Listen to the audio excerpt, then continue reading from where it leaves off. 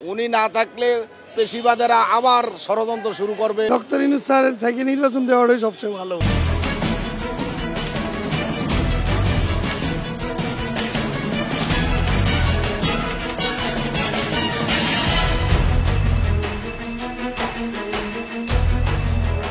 দর্শক শুভেচ্ছা, জনতার কথা অনুষ্ঠানে আপনাদের স্বাগত জানাচ্ছি। আমি আসিফ সুমিত। আপনারা জানেন, জনগণের মতামত তুলে ধরতে একুশে টেলিভিশনের নিয়মিত আয়োজন জনতার কথা। আমাদের প্রত্যাশা দেশে শক্তিশালী গণতন্ত্র, আমরা চাই সরকারকে সহায়তা করতে। দর্শক, সাধারণ মানুষের কথা শুনতে এই মুহূর্তে আমরা আছি রাজধানীর তেজগাঁ এলাকায়। দর্শক, খুব সম্প্রতি প্রধান উপদেষ্টা পদত্যাগ করতে যাচ্ছেন, এরকম একটি সংবাদ ছড়িয়ে পড়ে। মূলত এই সংবাদ ছড়িয়ে পড়ার পরে রাজনৈতিক অঙ্গনে বেশ আলোচনা তৈরি হয়। দেশের বৃহৎ একটি রাজনৈতিক দল বিএনপি বলছে ডক্টর প্রফেসর ইউনূসের অধীনে তারা একটি নির্বাচনে যেতে চান। মূলত প্রফেসর ইউনূস যদি পদত্যাগ করেন তবে কি ধরনের সংকট তৈরি হতে পারে দেশে, সাধারণ মানুষের কাছ থেকে তা জেনে নেব। আমরা ডক্টর মোহাম্মদ ইউনূসকে বরাবরই সর্বজন শ্রদ্ধেয় ব্যক্তি হিসাবে জানি। উনি নোবেল বিজয়ী, উনি অনেক প্রজ্ঞাবান এবং উনি ওনার উপদেষ্টা পরিষদের মাধ্যমে দায়িত্ব গ্রহণ করছে, বিভিন্ন সংস্কার করে আগের ফ্যাসিস্ট হাসিনা যে সমস্ত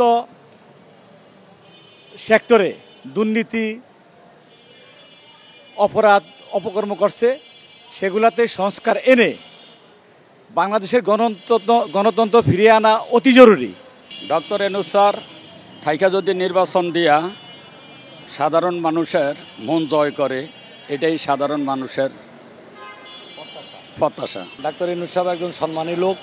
ওনার যেহেতু বাংলাদেশে এতদিন চালিয়ে আসছেন, হঠাৎ করে আমাদেরকে ছেড়ে দেওয়া, দেশে আরেকটা অরাজনৈতিক শক্তি জোগাড় করা।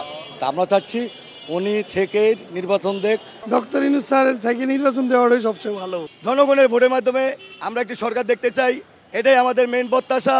আর আমরা চাই ডক্টর ইউনূস সাহেব প্রধান উপদেষ্টা থেকে আমাদের এই নির্বাচন দিয়ে যায়। ডাক্তার ইউনূস সুস্থ নির্বাচন দিয়ে পরে যাক।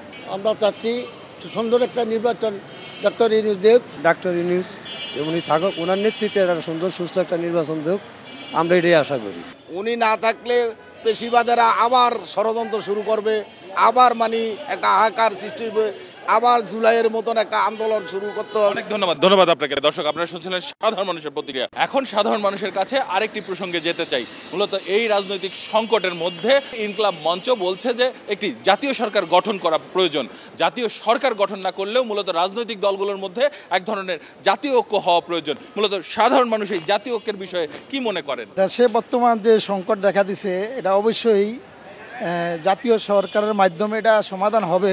জাতীয় সরকারের মাধ্যমে খুব দ্রুতভাবে দেশে পরিস্থিতি ঠিক হোক। জাতীয় ঐক্যর মাধ্যমে সুন্দর একটা নির্বাচন করতে পারে বাংলাদেশে, যাতে বিশ্বের মানুষ দেখতে পারে। বড় বড় জাতীয় দলগুলো যদি সুন্দরভাবে ঐক্য পোষণ করি, এতে ডক্টর ইউনূসের আগামী নির্বাচন দিতে অনেক ভালো হবে। এই মুহূর্তে জাতীয় ঐক্য সবচেয়ে বেশি জরুরি।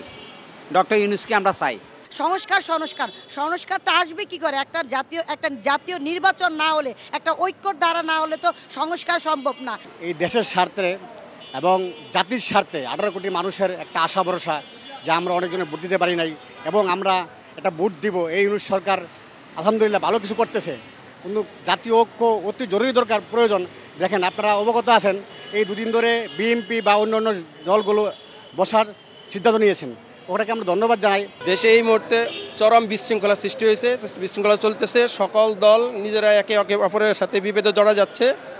আমরা মনে করি ডক্টর ইউনূস সাহেব যেহেতু সম্মানিত শ্রদ্ধাভাজন ব্যক্তি, উনি সবাই যেহেতু ওনার উপর আস্থা ভরসা রাখেন। জাতীয় ঐক্য আসলে এই মুহূর্তে খুবই প্রয়োজন।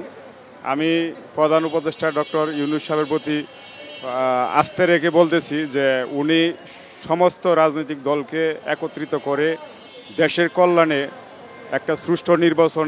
অনেক ধন্যবাদ আপনাকে। দর্শক, আপনারা শুনছিলেন সাধারণ মানুষের প্রতিক্রিয়া। সাধারণ মানুষ কিন্তু তাদের ভাবনাগুলো অসাধারণ, তাদের চিন্তা অনেক সূক্ষ্ম ও গভীর। দর্শক, জনতার কথা দেখতে প্রতি শনি, রবি, মঙ্গল এবং বুধবার চোখ রাখুন একুশে টেলিভিশনে। সঙ্গে থাকবো আমি আসিফ সুমিত।